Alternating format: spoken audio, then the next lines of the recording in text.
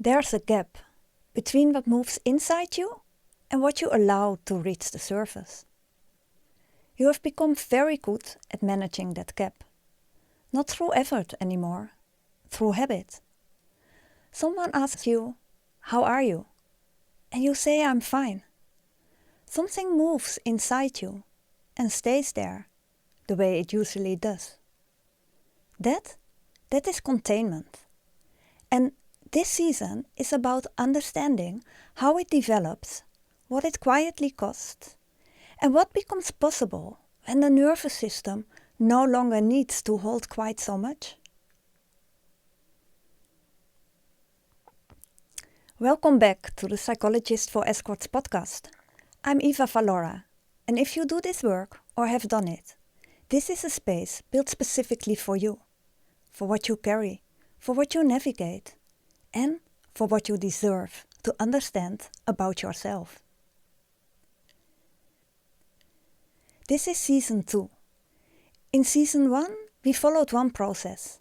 From the moment emotional labor first asks something of your nervous system, to the moment the system reorganized around it, so completely that the reorganization started feeling like you. Season 2 goes one layer deeper, not into what happened to your identity, but into what your body learned to do, quietly, automatically, long before identity was involved. This season is about containment. What it is, how it forms, and what it gradually costs. And why, for many women in this work, it eventually stops feeling like something you do and starts feeling like something you simply are. In high-end escorting, emotional control is not incidental. It's professional. You learn, often quickly, how to stay composed inside situations that are unpredictable. How to regulate discomfort without showing it. How to read a room and adjust without pause. How to remain emotionally functional when the situation asks for more than it gives back. And that capacity is real. And for a long time, it works. Because the work consistently rewards it. Composure keeps things smooth. Regulation keeps the client at ease.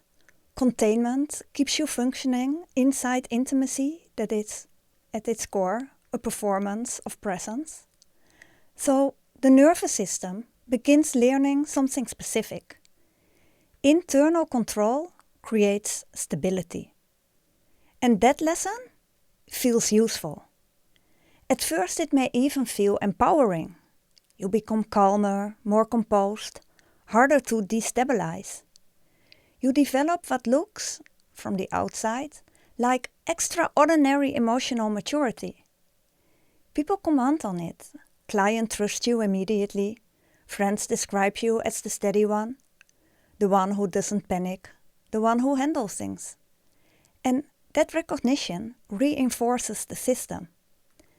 Every time composure is rewarded, the nervous system notes it. Every time regulation prevents a situation from becoming difficult, the system learns. Every time containing a reaction allows everything to continue smoothly, the body files that away. Control works. And because it works, because it's functional, professional, and socially praised, there's rarely a moment that clearly marks the beginning. No obvious transition from open to contained. No single decision to stop expressing. No clear point at which professional composure became something more personal than that. It happens the way most nervous systems adaptations happen. Incrementally, invisibly, in the space between one moment and the next. And what makes this particularly significant in escort work is the consistency of the demand. In many professional environments, emotional regulation is situational. You contain in a meeting, you express in the car home. The system moves between states. There's tension and there is release. But in work that involves sustained emotional intimacy, where the demand is not just professional, but personal, not just occasional, but extended, where emotional composure is part of the service itself, the system doesn't have the same natural rhythm of release. The regulation is continuous. The performance of presence is continuous. The management of another person's experience is continuous. And a nervous system that regulates continuously begins to reorganize around that as its baseline. There's something else worth naming here. In high-end escort work, the emotional demand is not simply about tolerance. It's about attunement. You're not just staying composed.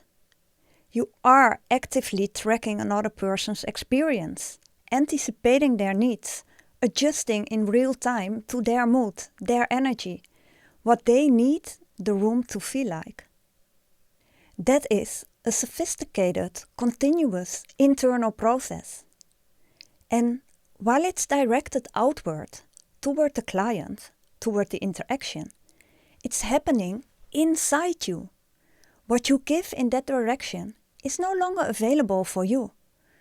Over time, the direction of attention becomes habitual, outward, tracking, managing, adjusting.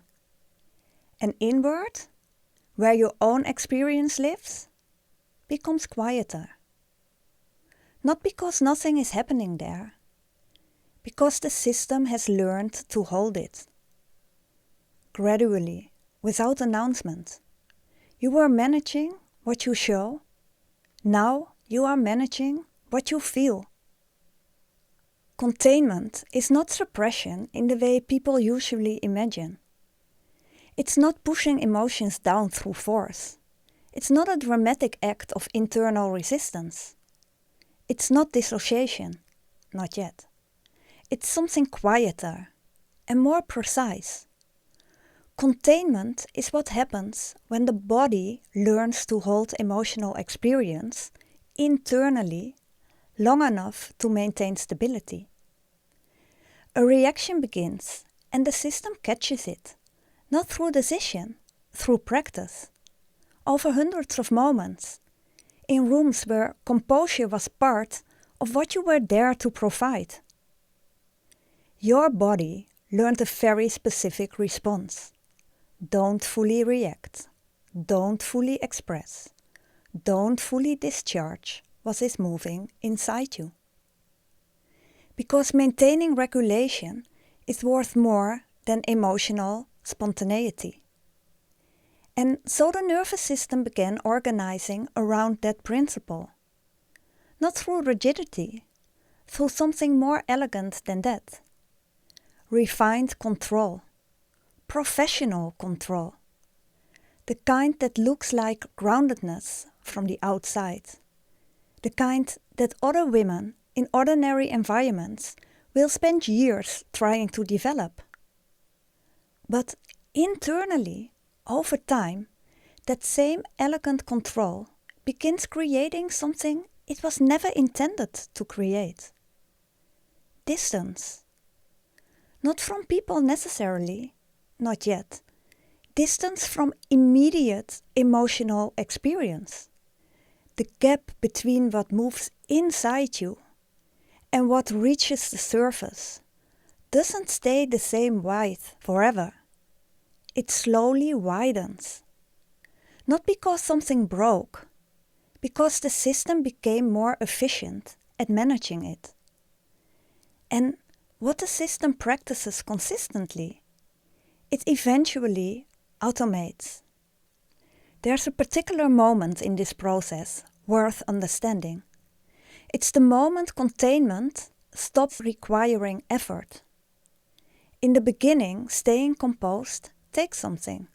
There's a small recognizable exertion, a beat between the feeling and the response where you consciously regulate, where you choose not to react.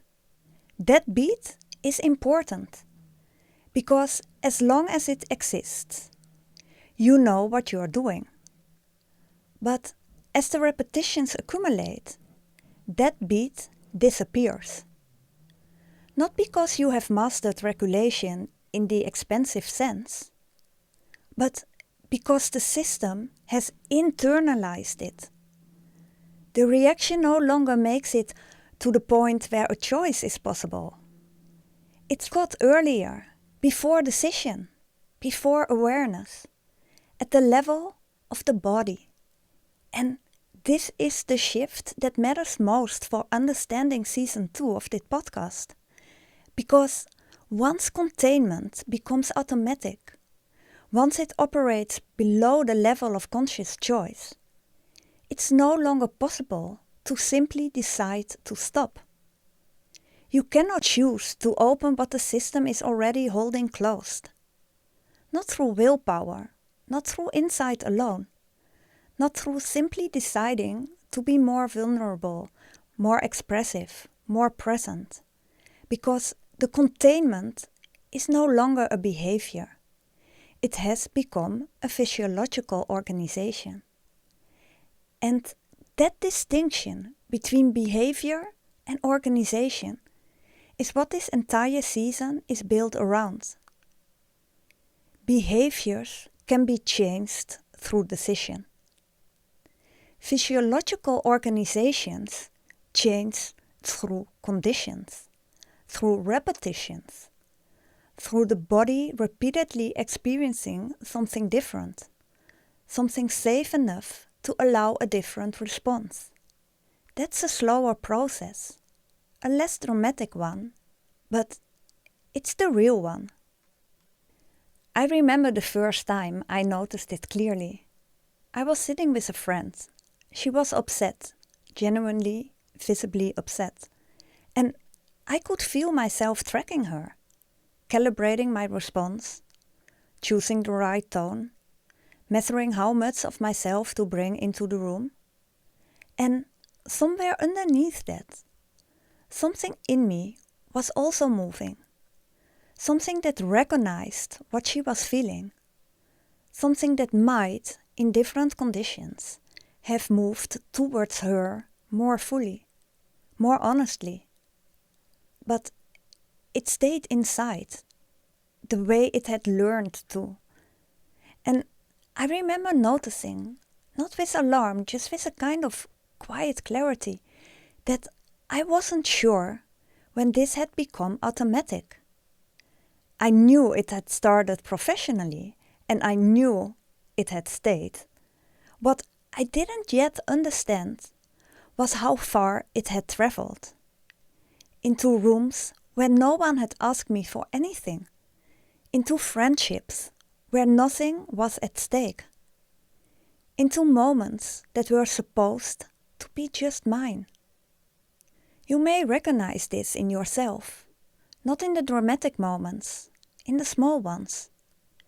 You process emotions afterwards, not in the moment they occur, but hours later, alone, when there's no longer any reason to stay composed. When the situation has long passed and something in you finally begins to move, quietly, without an audience. You stay calm in situations where the people around you react visibly. And you notice the contrast, but it feels like temperament, like you're simply wired differently. You hold yourself together automatically, not through effort, not through decision, but through reflex. The way you would get something falling before you have consciously registered it's falling. You instinctively minimize your own emotional needs when others are present. Not because you don't have them, because they stay inside. You feel more comfortable holding them than expressing them. More comfortable listening than being heard. More comfortable giving than receiving. When someone turns their attention towards you, genuinely, with care, something inside deflects it, redirects it, manages it back towards them, not consciously, as reflex. And there are other signs. You know intellectually that something is significant. A moment, a conversation, something that moved someone else visibly. But you don't fully feel it yet. There's a delay, sometimes a long one. The emotion arrives later, when the conditions are right, when you are alone, when the composure can finally rest. You find it difficult to release emotionally in front of others. Not because you never do, because the body has learned that certain kinds of release require the absence of an audience.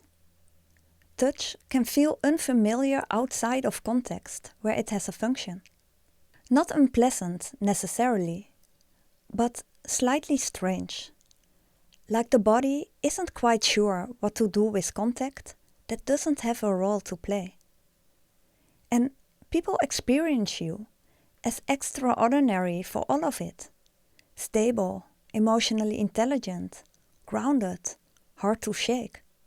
They lean on you with a naturalness that suggests they have never once worried about being too much for you. And that trust is real.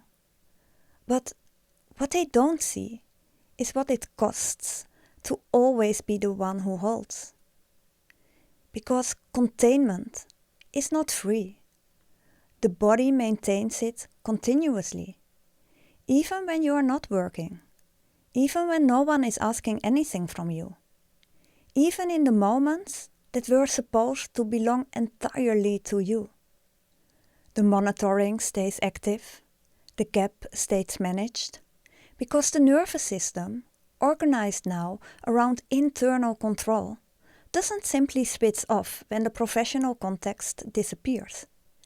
It keeps doing what it's learned. Not because you want it to, because it no longer knows how not to. And over time, this creates something subtle but significant.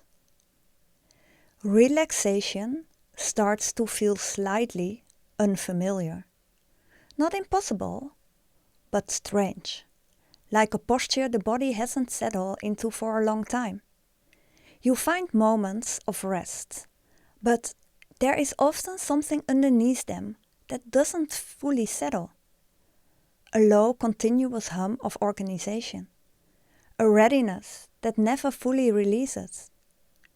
You may notice it most clearly in situations designed for ease. A holiday where the stillness feels heavier than the work. An evening with nothing to do where the body keeps searching for the task. A moment of genuine closeness where something inside remains slightly back, observing, measuring, still composed, even when there is no reason for it. And because this is entirely internal, because it doesn't look like anything from the outside, many women don't recognize it as containment. They recognize it as personality. I'm just someone who doesn't get emotional. I've always processed things internally. I'm more private than other people. And all of that may feel true. But it's worth asking, gently, without judgment, when did this begin? Was it always there? Or did it form? I used to tell myself I was naturally private, that I simply didn't need to process things out loud, that I was more internal than other people, that I found my own company easier than most. And that was comfortable to believe, because it made the containment feel like temperament, not like something that had a beginning, not like something that had been, at some point, a response to environments that made full emotional presence complicated. It took time to see the difference between who I was before the containing began and who I became inside it. The containing didn't erase anything, it organized around something. And what it organized around became invisible through repetition. Not gone, just no longer available in the same way. Containment is not dysfunction. This is important because what's being said here can feel uncomfortable to hear. Like something is being brought into the light that would have been easier to leave in the dark. Like something is being framed as a problem. But it's not. Containment is intelligence, adaptive intelligence. Your nervous system looked at the environment it was inside, and it organized itself around what that environment required. It learned that internal control created stability, that composure created safety, that holding things inside allowed you to function with precision inside situations that were complex, unpredictable, and emotionally demanding. That wasn't a mistake. That was your system doing exactly what intelligent systems do. It adapted. And the capacity that formed as a result, the composure, the steadiness, the ability to remain functional under sustained emotional demand, is real. It's not performance in the hollow sense. It's something genuinely developed through precision and repetition, and it will remain available to you long after the conditions that created it are gone. The question is not whether it should have formed. The question is, what becomes possible now that you may no longer need it to dominate every experience? The goal isn't to dismantle what was built. The goal is to expand around it, to develop the flexibility to contain when containment still serves you, and to soften when the situation is safe enough to soften. Because psychological health isn't permanent control. It's not the absence of emotion. It's not the inability to be reached. It's the ability to move between states, to hold when holding is needed, to open when opening is safe, to be moved by what is genuinely moving without needing to organize around the movement before it has fully arrived. Right now, your system may be very practiced at one direction, holding in. This season is about understanding how that happened, what it looks like across different areas of your life, and what becomes possible when the nervous system begins learning that it doesn't always need to hold quite so tightly. Not because the holding was wrong, because you may no longer be inside the environment that required it. And that changes the question entirely. From why can't I just relax? To what did my body learn? And what conditions does it need to begin learning something different? That's a more honest starting point, and a more useful one. So, if something in this episode landed for you, the gap that manages itself now without your involvement, the composure that arrives before you decide to be composed, the moment of noticing something moves inside me and stay there the way it usually does, let that recognition be information, not judgment, not a verdict on who you are, not an instrument to change immediately, just awareness. Your nervous system learned containment inside an environment that made it necessary, and it learned it well. The question this season is not what went wrong. The question is, what did your body learn? And what becomes possible when you begin to understand it? In the next episode, we go one layer further into what happens when containment stops feeling effortful, when the holding that once required something becomes something else entirely. Permanent internal tension. The kind the body carries quietly, elegantly, sometimes for years, before anything makes it visible. I'm Eva Valora. This was episode 1 of season 2 of the Psychologist for Escorts podcast. What lives inside you deserves your attention. Give it a moment before you move on.